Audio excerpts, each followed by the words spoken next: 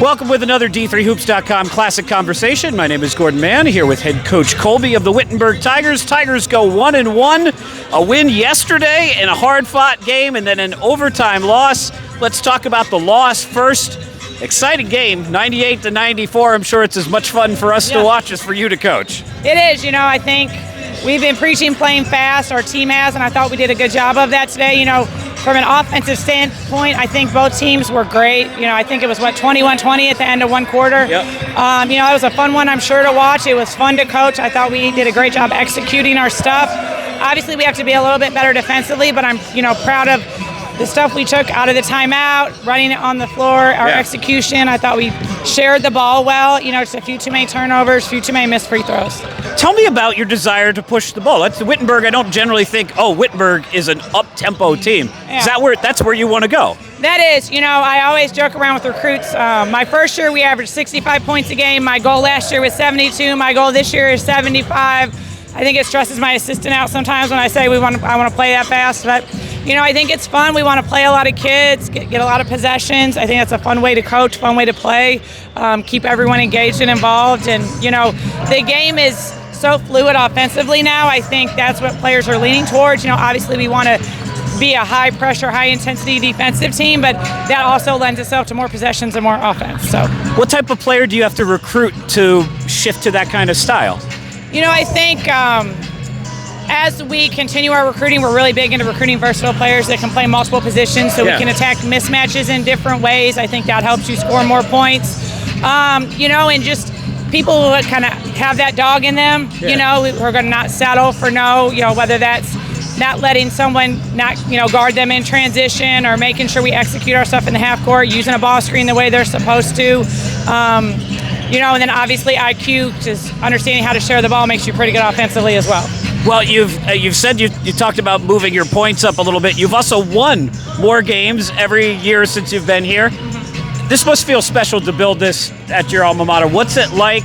And what was your mindset when you took over here? Take me back to the beginning. When you take over, they go through a bunch of coaches in a hurry. Tamika's there for 1 year and then gone to Dayton.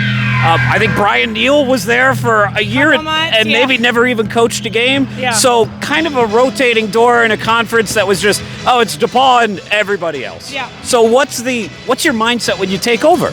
I'm very fortunate that when I played at Witt for Pam Evans, we were really good. We won the league almost every year that I was there. And so when I think of Wittenberg women's basketball, that's what I think of. I'm very fortunate that Tamika took that team to the NCAA tournament in her 1 year. So the kids coming in had a different mindset as far as what we could accomplish.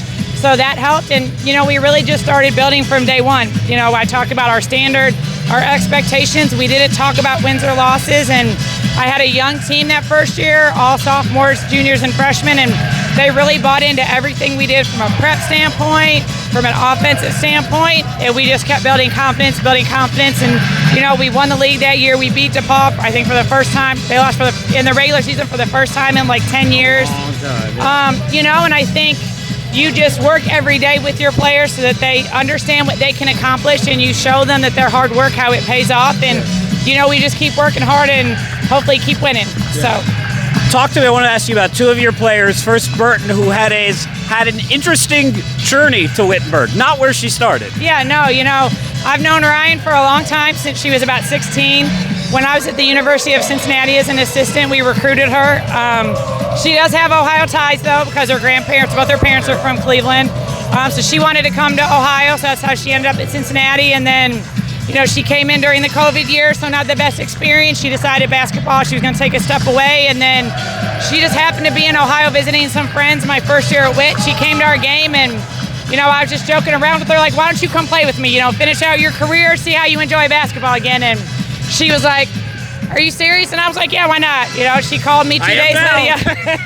She called me 2 days later, said she wanted to be a Tiger, and we've been rolling together ever since. So what's really cool is she was a highly touted prospect as a guard, and you're using her as effectively your 4 or 5. Yeah. It's funny, when we started practice last year, all I heard from her was, Coach Kolbe, I'm not a forward. After our first game, she was like, yeah, that's where I want to get the ball. And I was like, yeah, that's what I thought. So, she's been great, though. Just her understanding of the game, her maturity, great teammate, so important.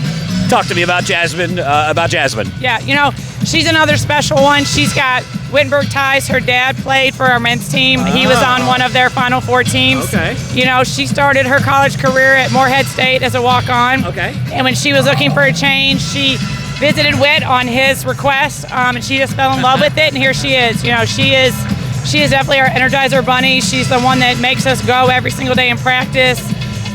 Endless energy and just the best teammate. You know, I'm really so proud of her and how much she has grown as a leader, and you know how much she wants this team to do well. You know, like she wills us to what we do a lot of time, and that's so important. So this conference is going to be really, really good and really tough. You've got Ohio Wesleyan, you've got DePaul, you've got Denison. Oberlin is pretty good. Mm-hmm. So we talked about the game against Susquehanna and then against Cal Lutheran. You get a chance to play two different styles.